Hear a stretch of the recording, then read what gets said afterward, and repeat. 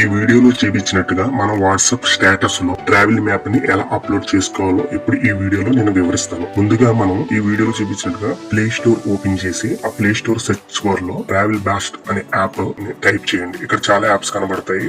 ఇక్కడ వీడియోలో చూపించిన యాప్ ని ఇన్స్టాల్ చేసుకుని అక్కడ స్టార్టింగ్ పాయింట్ దగ్గర మీరు ఏ ఊర్లో స్టార్ట్ అవుతున్నారో ఆ ఊరి పేరు ఎంటర్ చేస్తే ఆటోమేటిక్ గా కింద కొన్ని నేమ్స్ అన్నవి ఆ ఊరికి రిలేటెడ్ రావడం జరుగుతుంది. అది సెలెక్ట్ చేసుకున్న తర్వాత ఎండింగ్ పాయింట్ స్టార్టింగ్ పాయింట్ లో ఎలా టైప్ చేసామో అలాగే టైప్ చేస్తే కొన్ని నేమ్స్ ఆ ఊరికి రిలేటెడ్ గా రావడం జరుగుతుంది. అది సెలెక్ట్ చేసుకున్న తర్వాత ఒక రూట్ మ్యాప్ అన్నది వస్తుంది. అది ఏ ఊరి నుంచి మనం ట్రావెల్ చేయాలనుకున్నామో మనం మ్యాప్ ఆ రూట్ లైన్ అన్నది మనం ఏ ఊరి నుంచి వెళ్ళాలన్నది పెట్టుకున్న తర్వాత వీడియో లెంత్ ని మోడల్ సైజ్ ని మనం సెలెక్ట్ చేసుకోవచ్చు. ఇందులోనే అంటే వీడియో లెంత్ ఎక్కువ కావాలా తక్కువ కావాలా అన్నది సెలెక్ట్ చేసుకున్న తర్వాత save video to camera rule అని ఉంది కదా, ఆ ఆప్షన్ మీద ఇది ఎండ్ పాయింట్ అయిన తర్వాత మనం దాని మీద క్లిక్ చేసినట్టయితే కనుక అది మన వీడియో రిమిలేషన్